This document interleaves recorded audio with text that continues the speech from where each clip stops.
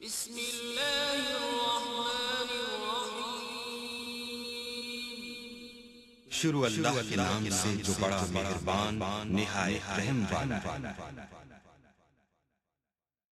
مزید اچھی ویڈیو دیکھنے کے لیے ہمارے چینل کو سبسکرائب کریں اور بیل فرمائی اگر اس دنیا میں کوئی حافظ قرآن پڑھتا ہے تو اپنے پورے جسم کو ہلاتا ہے، اسے زبان بھی چلانی پڑتی ہے، اسے سر بھی ہلانا پڑتا ہے، لیکن اللہ کے رسول، اللہ کے پیغمبر محمد رسول اللہ صلی اللہ علیہ وسلم کو اللہ نے جو کتاب عطا فرمائی، اپنے رب نے اپنے نبی کو فرمایا کہ دنیا میں جو اس کتاب کو پڑھے گا وہ پڑھنے کے لیے اپنا پورا جسم ہلائے گا، زبان ہلائے گا، تو یہ کتاب اس کے سینے میں محفوظ ہوگی۔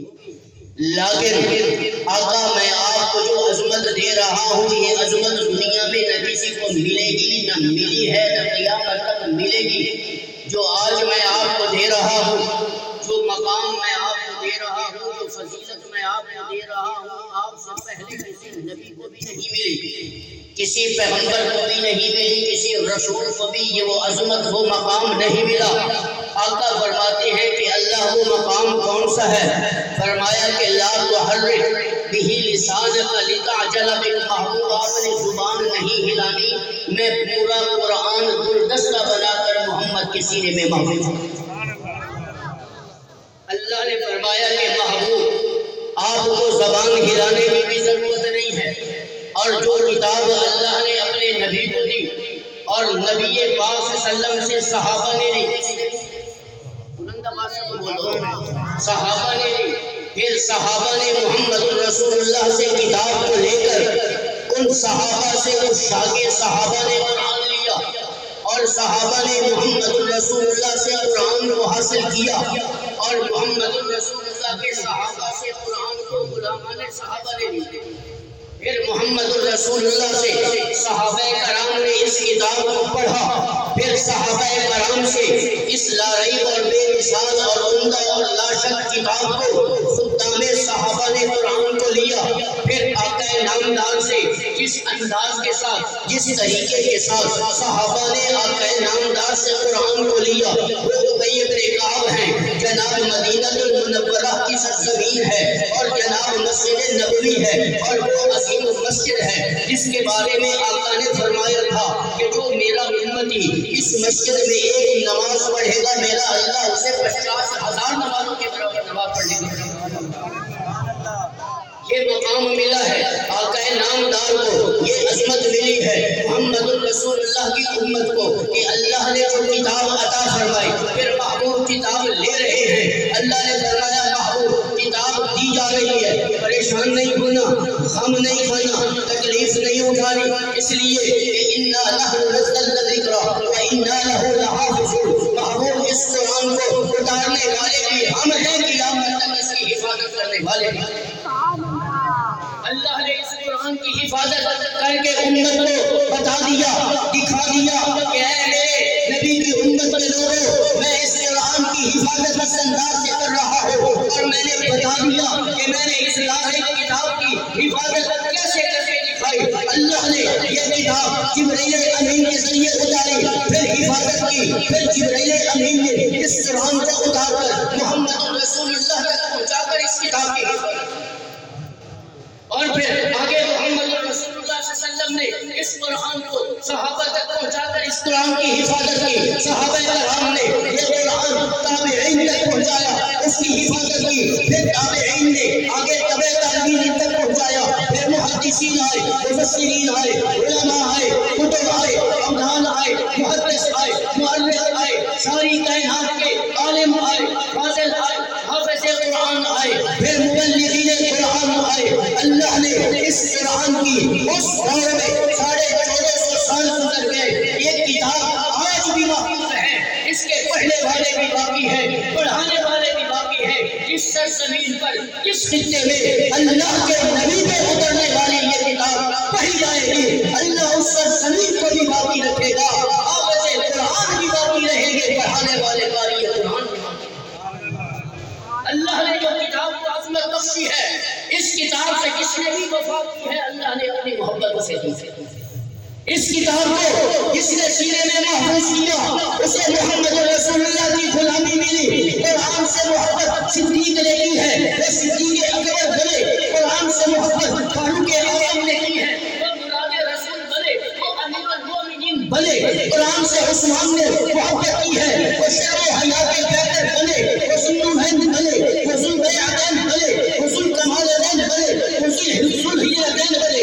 یہ سارے کے سارے کمالات، یہ ساری کے ساری فضیلتیں، یہ ساری کے سارے مقام اللہ نے عثمان کو دیے۔ اس لیے کہ انہوں نے دنیا سے محبت کی تھی نہیں، انہوں نے تجارت سے محبت کی تھی نہیں، کہ جو کتاب اللہ نے اپنے نبی کو مکہ المکرمہ کی دھرتی پر عطا کی ہے، عثمان نے اس قرآن کو پڑھا بھی ہے، اس قرآن سے وفا بھی کی ہے، اس قرآن سے عشق کر کے امت کو بتا دیا۔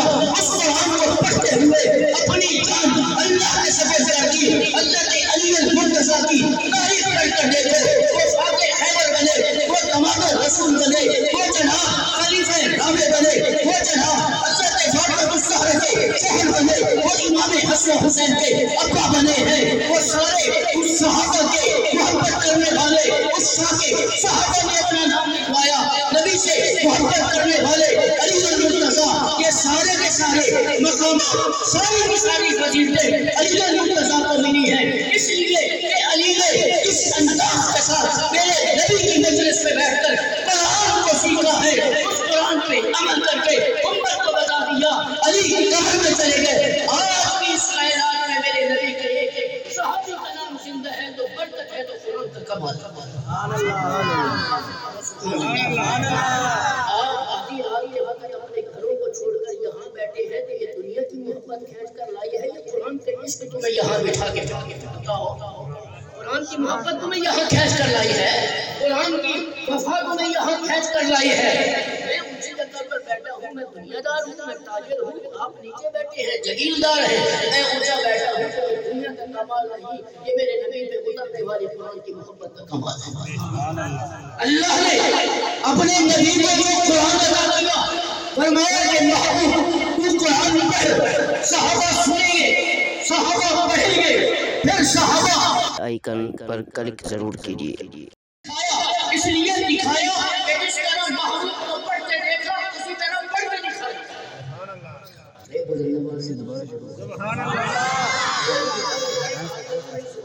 سبحان اللہ۔ یہاں کے علاقے کے لوگوں کا تو شوق میں نے بڑا سنا ہے کہ یہ تو ابھی خطیب شروع نہیں ہوتا تو یہ پہلے سبحان اللہ کہہ دیتے ہیں، مجھے کہنا پڑا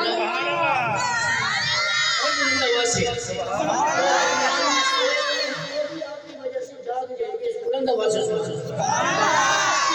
اللہ نے توجہ اپنے نبی کو، اپنے رسول کو، اور پھر رسول نے صحابہ کو قرآن دیا۔ امیہ نے کہا مسجد نبی قرآن پڑھ رہے ہیں، اللہ نے اپنے نبی کو فرمایا محبوب مسجد نبی میں جا کر دیکھو، ایک آپ کا صحابی اور میرا بندہ جس آواز کے ساتھ قرآن پڑھ رہا ہے، اتنی بلندی پہ عرش پہ خدا اس کی آواز کو اتنا پسند کر رہا ہے، جاؤ اسے کہو کہ رب تجھے سلام کہتا ہے۔ سبحان اللہ۔ استاد اگر دنیا میں کسی شاگرد کو خود سلام کرے وہ شاگرد خوش ہوتا ہے کہ نہیں؟ آج استاد نے مجھے خود سلام کیا ہے، حالانکہ کس کا حق بنتا ہے کہ سلام پہلے کون کرے؟ مرید اتنا خوش ہوتا ہے کہ جب پیر اس کو خود سلام کرے، وہ اولاد اتنی خوش ہوتی ہے کہ جب ماں باپ اس کو خود سلام کرے۔ امیہ نے کہا تیری عزت و عظمت کا مقابلہ کون کر سکتا ہے جس کے پڑھنے کی وجہ سے عرش پہ خدا کے سلام پڑھ رہے ہیں۔ توجہ آقا نامدار مسجد نبی میں تشریف لائے، امیہ نے کہا آپ نے یوں دیکھا آقا یہاں کیا کرنے آئے ہیں؟ میں آپ کو نہیں پتا، مجھے تو نہیں پتا جس مقصد کے لیے آپ ہیں یا اللہ جانتا ہے یا اس کا رسول ہی جانتے ہیں۔ آقا نے فرمایا کہ امیہ نے کہا جو کتاب اللہ نے ہمیں عطا کی، اس کتاب کو جس انداز کے ساتھ تو پڑھ رہا ہے، عرش پہ اللہ کو اتنا پسند آیا کہ میرے رب نے جبرائیل کو نہیں بھیجا، کسی اور فرشتے کو نہیں بھیجا، اپنے نبی کو، اپنے پیغمبر کو، اپنے رسول کو، جو فقط رسول نہیں نبیوں کا نبی بن کے آیا، جو فقط پیغمبر نہیں اس جہان میں پیغمبروں کا پیغمبر بن کے آیا، امام کا امام بن کے آیا، اسرت بشر بن کے آیا۔ فرمایا کہ طیب نے کہا مجھے اللہ نے اپنے نبی کو بلا کر کہا کہ محبوب تم خود اپنے اس صحابی کے پاس میری طرف سے قاصد بن کر جاؤ۔ طیب نے کہا اپنے سر پر شفقت کا ہاتھ رکھو، مبارک ہاتھ دو کہ اس انداز کے ساتھ، کس آواز کے ساتھ تو قرآن پڑھ رہا ہے۔ اللہ نے اتنا پسند کیا کہ اللہ فرما رہے ہیں کہ سبحان اللہ۔ طیب نے کہا کہ جب یہ سنے تو ترنت بند کیا، کھڑے ہو گئے، فرمایا فدا کا ہمارے ماں باپ آپ پہ قربان، اللہ کے رسول سلام تو آپ پہ اترنا چاہیے تھا کہ میں قرآن کے جس صفحے کو دیکھتا ہوں محبوب وہاں سیرت و آپ کی نظر، میں جس رقم کو دیکھتا ہوں میرے نبی کی سیرت نظر آتی ہے، میں جس صفحے کو دیکھتا ہوں محبوب آپ کی سیرت نظر آتی ہے، میں اس لفظ کو دیکھتا ہوں محبوب وہاں آپ کی سیرت نظر آتی ہے۔ سیرت بھی وہاں ایسی ہے کہ جہاں میرے رب کا نام آ رہا ہے، وہاں محمد رسول اللہ کا بھی نام آ رہا ہے۔ محبوب نے فرمایا کہ مانتے ہو نہیں مانتے، میں بتاتا ہوں کہ اللہ نے مجھ سے قرآن میں بھی ایسا پیار کیا، ایسی وفا کی، آمنوا باللہ ورسولہ، یہاں پہلے میرے رب کا نام پھر بعد میں رسول کا نام ہے۔ تؤمنون باللہ ورسولہ، اللہ کا نام پہلے، رسول کا نام بعد میں۔ من یطع اللہ ورسولہ، اللہ کا نام پہلے، رسول کا نام بعد میں۔ اطیعوا اللہ واطیعوا الرسول، اللہ کا نام پہلے، رسول کا نام بعد میں۔ من یشاقق اللہ ورسولہ، اللہ کا نام پہلے، رسول کا نام بعد میں۔ من یحادد اللہ ورسولہ، قرآن کے ہر حرف میں، ہر آیت میں، ہر رکوع میں، ہر سورت میں، ہر سپارے میں، پوری قرآن میں جہاں میرے رب کا نام، وہاں محبوب کا نام۔ آقا نے فرمایا اللہ سارے نبیوں کو اسی قرآن میں تم نے عظمت دی، رضا دی، بلندی دی، میرے لیے کیا ہے؟ اللہ نے فرمایا محبوب یہ بات کہنے کی ضرورت کیوں محسوس کر رہی ہو اور کیوں کر رہے ہو؟ قرآن کو دیکھو، جہاں میرا نام وہاں آپ کا نام، پھر نام بھی ایسے محبوب قیامت تک تیرا اور میرا نام اکٹھا لیا جائے گا، کبھی آپ اس کو حساب نہیں۔ سبحان اللہ۔ نہیں ہے علماء اونچی جگہ پر بیٹھے ہیں، آپ نیچے بیٹھے ہیں، یہ قرآن کا کمال ہی نہیں ہے؟ رمضان شریف آ رہا ہے تو آپ نے دکانداروں کے پیچھے بھاگ رہے ہیں اسے رسولے کے، بتاؤ ذمہ داروں کے پیچھے بھاگنا ہے؟ یہی قرآن کے حافظ تمہیں کام آئیں گے، یہی قرآن کے حافظ تمہیں کام آئیں گے۔ اور اللہ نے قرآن کے حافظ کو جو عظمت دی ہے، فرمایا کہ اے حافظ تو ایسی کتاب اپنے سینے میں محفوظ کر کے اپنے آپ کو اکیلا نہ سمجھ، اس قرآن کی برکت سے اے حافظ قرآن اپنے خاندان کے، اپنے گھر کے ان 10 آدمیوں کو بھی اپنے ساتھ سیدھا جنت میں لے جائے گا، جس پر میری طرف سے جہنم واجب ہو چکی ہوگی، وہ بھی اگر بغیر کسی وجہ سے جنت میں جائیں گے، کوئی سوال نہیں ہوگا۔ خوش نصیب لوگ ہوں گے کہ جس کے بچے قرآن پاک کے حافظ ہیں، ان سے پوچھو کہ قرآن کی برکت سے اللہ ان کے گھروں میں کیسی برکتیں ڈال رہا ہے، ان کے گھروں میں اللہ کی کیسی رحمتیں نازل ہو رہی ہے۔ جس کے گھر میں قرآن پڑھا جا رہا ہو، جس کے گھر میں قرآن کے حافظ ہو، یہ عالم دین ہو، اللہ نے فرمایا کہ محبوب اس قرآن کو پڑھو، امت تک پہنچاؤ، یہ دین امت تک پہنچا، قرآن نے پہنچایا، قرآن نے ہدایت کا سبق امت کو دیا، اسی قرآن نے دیانت کا سبق دیا، امت کو دیا، اسی قرآن نے شرافت کا سبق دیا، امت کو دیا، اسی قرآن نے وفا کا سبق دیا، امت کو دیا، اسی قرآن نے محبت کا سبق دیا، امت کو دیا، اسی قرآن نے محمد رسول اللہ سے محبت کرنے کا سبق دیا، قرآن نے دیا ہے، امانت کا سبق دیا، قرآن نے دیا ہے، صداقت کا سبق دیا، قرآن نے دیا ہے، طہارت کا سبق دیا، قرآن نے دیا ہے۔ یہ ساری چیزیں قرآن دے رہا ہے، اس قرآن سے محبت کرنے والے کو جنت کیسے نہیں ملے؟ اس کو تو جنت ملنی ہی چاہیے۔ اور کتنے خوش نصیب ہیں وہ صحابہ، میں نماز پڑھتا ہوں اس لیے کہ اللہ مجھے جنت دے دے، قرآن پڑھتا ہوں اللہ مجھے جنت دے دے، میں روزے رکھتا ہوں اللہ مجھے جنت دے دے۔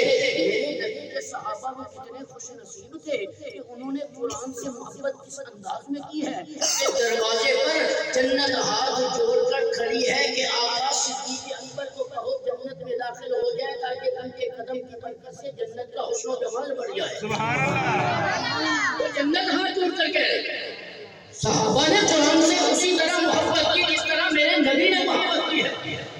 مسجد نبی ہے، صحابہ ہزاروں کی تعداد میں بیٹھے ہیں، آقا ان سے بات کر رہے ہیں، جبرائیل امین مجمع میں ہیں، جو دیکھ رہے ہیں. آقا نے فرمایا جبرائیل مجھ سے تو بات نہیں کی، یہاں کیا دیکھ رہے ہو؟ اس کو دیکھ رہے ہیں، توجہ.